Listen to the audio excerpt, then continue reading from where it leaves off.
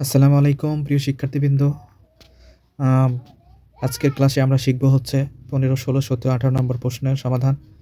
দেখো তোমরা 15 নম্বর প্রশ্নটি দেখে নাও, 16 নম্বর প্রশ্নটি দেখে নাও, 17 এবং 18 নম্বর প্রশ্ন। 15 নম্বর প্রশ্নে কিন্তু ফাংশনের মান নির্ণয় করতে বলতেছে। 16 নম্বর প্রশ্নে ফাংশনের মান বসায়া দুই পাশের মানটা একই হবে এরকম একটা প্রশ্ন। 17 হচ্ছে ডোমেন রেঞ্জ, 18 হচ্ছে ডোমেন রেঞ্জ। চলো তাহলে আমরা শুরু করি।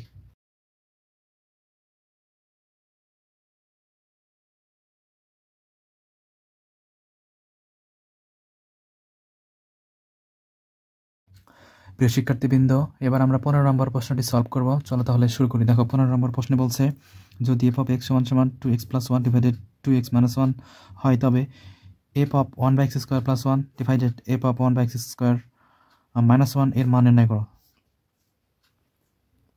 শিক্ষার্থী বন্ধু দেখো আমি এখানে প্রশ্নটি লিখে নিছি। এই প্রশ্নে আমরা এই যে ব্র্যাকেটের ভিতরে 1 ডিভাইডেড x স্কোয়ার আছে, সো আমরা শুধুমাত্র আগে 1 ডিভাইডেড x স্কোয়ারটা বসে নেব। তাহলে f of 1 divided x square, তাহলে আমরা কি করতেছি এখানে শুধুমাত্র x এর জায়গায় 1 ডিভাইডেড x স্কোয়ার লিখতেছি। x এর জায়গায় 1 ডিভাইডেড x স্কোয়ার লিখতেছি। এখন এই যে দেখো শিক্ষার্থী বন্ধুরা, এই যে 2 দ্বারা এই 1 কে গুণ দিতে হবে, কারণ এখানে 1 আর 2 হচ্ছে উপরের সংখ্যা। তাহলে 2 আর এখানে x স্কোয়ার, নিচেও একই রকম হবে। শিক্ষার্থীবৃন্দ এবার আমরা এই যে 1 এর নিচে কিন্তু সংখ্যা নাই, আর এইখানে হচ্ছে নিচের অর্থাৎ হর হচ্ছে x স্কোয়ার। তাহলে আমরা x স্কোয়ার যদি লসাগু নেই, x স্কোয়ার লসাগু নিলে x স্কোয়ার বাদ যায়, থাকে হচ্ছে 2। এখানে যেহেতু কিছু নেই, 1 এর নিচে কিছু নেই, তাহলে x স্কোয়ার দ্বারা 1 কে গুণ দিলে x স্কোয়ার হবে। তাহলে নিচে ওই রকমই হবে। এখন আমরা শিক্ষার্থী বন্ধুরা এখন আমরা একটু এখানে 2 প্লাস x স্কোয়ার, এই যে x স্কোয়ার লিখব। এখন এটা যেহেতু এই পুরো পদের সাথে এই পুরো পদ কিন্তু ভাগ আছে, এখন গুণ দিব। গুণ দিলে হর লব হয়ে যাবে, লব হর হয়ে যাবে। এই যে দেখো এখানে এটা কিন্তু হর লব হয়ে গেল, লব হর হয়ে গেল। এখন x কাটাই দিব। কাটে দেওয়ার পর আমাদের থাকবে কিন্তু 2 মাইনাস এক্স স্কোয়ার আর 2 প্লাস এক্স স্কোয়ার উপরে।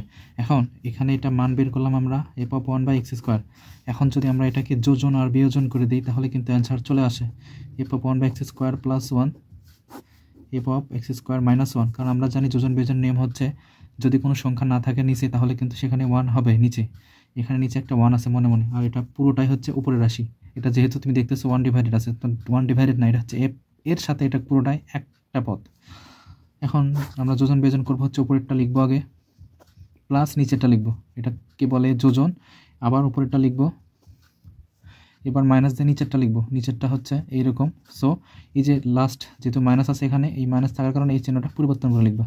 এক্স স্কোয়ার দেখো প্লাস মাইনাস কেটে দেবা, 2 আর 2 কেটে দেবা প্লাস মাইনাস, তাহলে এই যে 2 এই যে 2 হয় 4, আর এক্স স্কোয়ার একটা এক্স স্কোয়ার আর একটা এক্স স্কোয়ার 2 এক্স স্কোয়ার। তাহলে এই 2 আর 4 দিয়ে কাটাকাটি করবা, 2 2 4, তাহলে 2 ডিভাইডেড এক্স স্কোয়ার, এটাই হচ্ছে আমাদের মূলত অ্যান্সার। প্রিয় শিক্ষার্থীবৃন্দ এবার আমরা দেখব হচ্ছে 16 নম্বর প্রশ্ন। দেখো 16 নম্বর প্রশ্নে বলছে G of x equal to 1 plus x square plus x to the power 4 divided x square হলে দেখাও যে G of 1 divided x square সমান G of x square. So শিক্ষার্থী বন্ধুরা এবার আমরা এই সমীকরণটা লিখে আমরা একবার এক্সের জায়গায় 1 ডিভাইডেড এক্স স্কোয়ার বসাবো, একবার শুধুমাত্র এক্স স্কোয়ার বসাবো, দেখবো আমাদের দুই পাশে অ্যান্সার মেলে কিনা। প্রিয় শিক্ষার্থীবৃন্দ আমি এখানে প্রশ্নটি লিখে নিছি, এটা হচ্ছে 16 নম্বর প্রশ্ন। এখন আমরা কি করব, এই যে 1 ডিভাইডেড এক্স স্কোয়ার এটা আমরা বসাবো হচ্ছে এর নিচে, অর্থাৎ জি অফ 1 ডিভাইডেড এক্স স্কোয়ার বসালাম। এখন এক্স এর মান হচ্ছে 1 ডিভাইডেড এক্স স্কোয়ার আমরা বসালাম, এক্স এর মান হচ্ছে 1 ডিভাইডেড এক্স স্কোয়ার উপরে 4, এক্স এর মান হচ্ছে 1 ডিভাইডেড এক্স স্কোয়ার উপরে 2। শিক্ষার্থীবৃন্দ এবার আমরা 1 প্লাস, দেখো এখানে স্কোয়ার আছে, সো আমরা এখন কি করব, এই যে 1 এর উপর স্কোয়ার দিলে 1 হয়, আর এক্স এর উপর স্কোয়ার আছে তার উপর আবার স্কোয়ার আছে, তাহলে ডাবল স্কোয়ারে হয় 4, 2 2 4, অর্থাৎ তুমি দুইটা পাওয়ার গুণ দিয়ে দিবা। এবার এখানে গুণ দিলে হয় 8, এখানে গুণ দিলে হয় 4। এখন শিক্ষার্থীবৃন্দ এখন আমরা হচ্ছে এই যে দেখো এটার নিচে কিছু নাই, এটার নিচে 4, এটার নিচে 8, তাহলে আমাদের বড় যেটা সেটাই হচ্ছে লসাগু হয়, তাহলে 8 হচ্ছে আমাদের লসাগু। এখন এই যে 1 দ্বারা 8কে যদি আমরা গুণ দিই x টু দি পাওয়ার 8কে, তাহলে x টু দি পাওয়ার 8 হবে, প্লাস x টু দি পাওয়ার 4কে যদি x টু দি পাওয়ার 8 দ্বারা ভাগ দিই, অর্থাৎ এরকম করে x টু দি পাওয়ার 8 আমরা যদি ভাগ দিই x টু দি পাওয়ার 4 দ্বারা, তাহলে যে ভাগ করার সময় পাওয়ার বিয়োগ হয়ে যায় এরকম x টু দি পাওয়ার 4 চলে আসে, তাহলে আমাদের হবে কিন্তু x to the power 4 plus এখানে x to the power 8, x to the power 8 কেটে গেল, থাকে 1, নিচে হচ্ছে x টু দি পাওয়ার 4। এখন আমরা এটা ভাগ আছে গুণ দিয়ে উল্টে দেব, x to the power 8 plus x to the power 4 plus 1, x to the power 8 গুণ x to the power 4 divided 1, এটা আমরা উল্টাই দিলাম। এখন দেখো এখানে কিন্তু কাটাকাটি যায়, x টু দি পাওয়ার 4 হয়, তাহলে x to the power 8 plus x to the power 4 plus 1, x to the power 4। এটা হচ্ছে আমাদের একটার মান বের হলো। এবার আমরা জি অফ এক্স স্কোয়ার বসাবো শিক্ষার্থীবৃন্দ। আমাদের সমীকরণটি কিন্তু ছিল হচ্ছে এই যে এখানে যদি আমরা এক্সের জায়গায় এক্স স্কোয়ার বসাই, তাহলে দেখো এক্স এক্স এক্স ছিল এখানে, এক্সের মান হচ্ছে এক্স স্কোয়ার, তারপর আরেকটা স্কোয়ার ছিল আগে থেকেই, এক্সের মান এক্স স্কোয়ার, তারপর ছিল 4। এবার এক্সের মান এক্স স্কোয়ার, তারপর ছিল 4, সরি 2 শিক্ষার্থীবৃন্দ। এবার আমরা 1 plus x to the power 8 গুণ এক্স টু দি পাওয়ার 4 গুণ দিচ্ছি, এক্স স্কোয়ার গুণ দিলে এক্স টু দি পাওয়ার 4 হয়, এখানে গুণ দিলে হয় 8, এক্স আর 2 দুগুণ 4। এখন এটা আমরা সাজিয়ে লিখব, x to the power 8 plus x to the power 4 plus 1, x to the power 4। তো শিক্ষার্থীবৃন্দ আমরা দেখলাম যে লেফট সাইডে ছিল যা রাইট সাইডেও তাই আসছে, এই যে লেফট সাইড রাইট সাইড দুইটাই সমান, তাহলে আমরা লিখতে পারি জি অফ 1 ডিভাইডেড এক্স স্কোয়ার সমান সমান জি অফ এক্স স্কোয়ার সমান সমান, অর্থাৎ এটা এখানে বলছে দেখাও যে, তাহলে দেখানো হলো।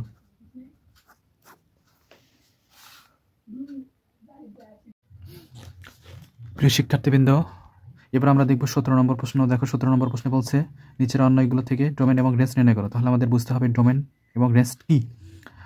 আমাদের যে ক্রমজোড়গুলো থাকবে, উপাদানের ক্রমজোড়, সেই উপাদান ক্রমজোড়ের হচ্ছে প্রথম উপাদান যেটা থাকবে, যেমন এটা হচ্ছে 2 আর 1, এটা একটা ক্রমজোড়, এই ক্রমজোড়ের প্রথম উপাদান যেটা, সেটা হচ্ছে ডোমেন। এই যে দেখো, তাহলে এটার ডোমেন হবে 2, এটার ডোমেন হবে 2, তার মানে ডোমেন হচ্ছে 2, কারণ এখানে একাধিক 2 আছে, 3টা 2 আছে, অর্থাৎ তিনটা 2 এর জন্য আমাদের এখানে ডোমেন হবে 2।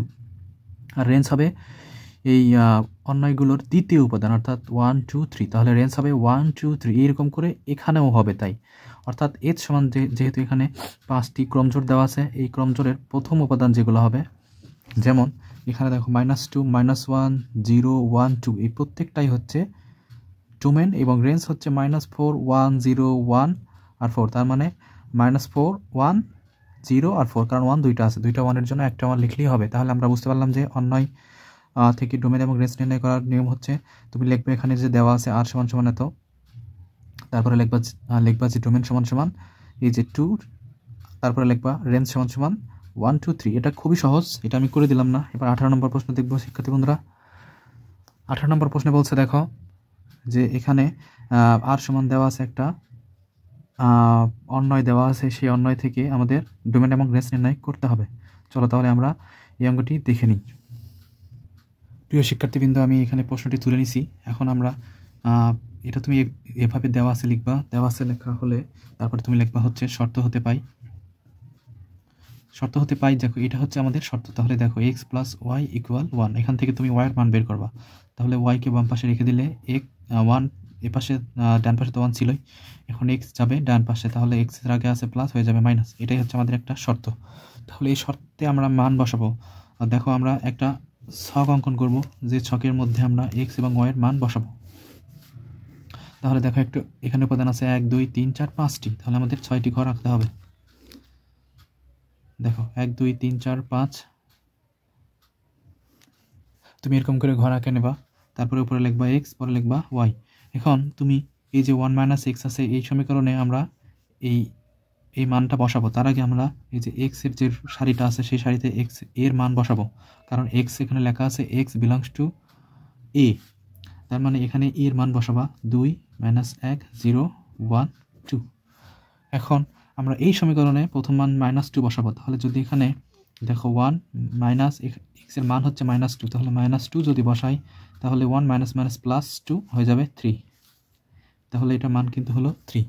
এইভাবে আরেকটা মান যদি বসাই 1 - x, তাহলে x এর মান আমরা আমাদের কাছে আছে -1, তাহলে x এর মান -1 বসালাম, তাহলে 1 - +1, তাহলে 2 হবে। এরকম করে যদি আমরা 0 বসাই, এখানে যদি 0 বসাই তাহলে 1 হবে, এখানে যদি 1 বসাই তাহলে 0 হবে, এখানে যদি 2 বসাই -1 হবে। তাহলে আমরা কিন্তু একটা মান পাইলাম।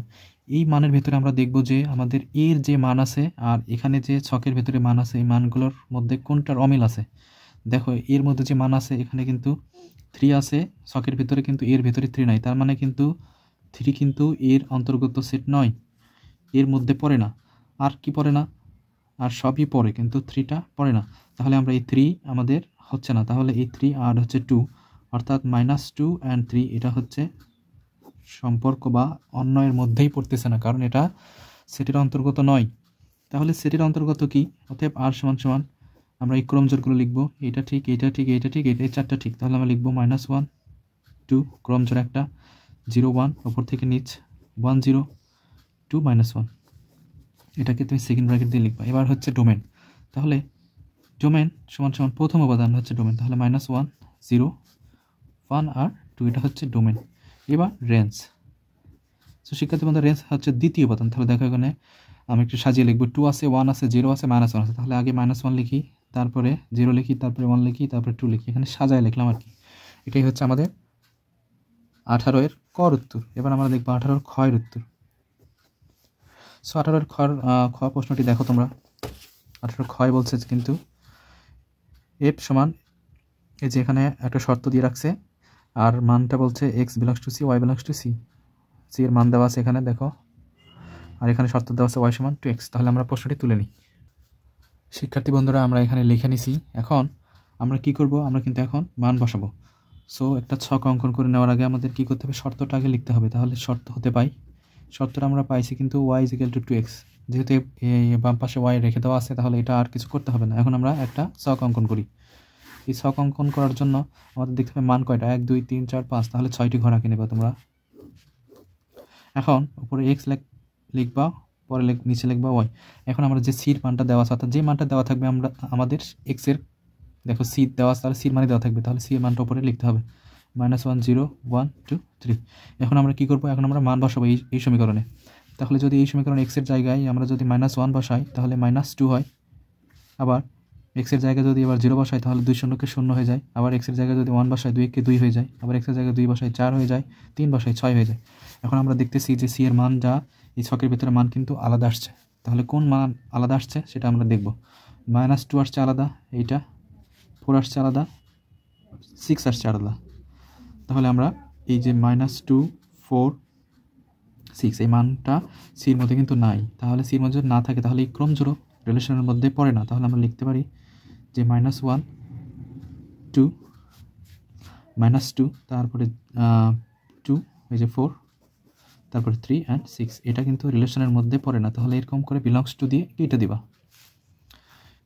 তাহলে রিলেশনের মধ্যে পড়তেছে কি, তাহলে আর সমান সমান আমরা পাচ্ছি 0 0 1 2, কারণ এই দুইটা মানই কিন্তু এর ভিতরে বর্তমান।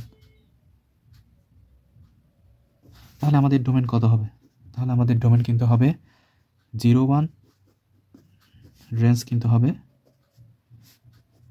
0 2। তো শিক্ষার্থী বন্ধুরা এটাই হচ্ছে আমাদের 18 নম্বরের ক্ষয়ের উত্তর।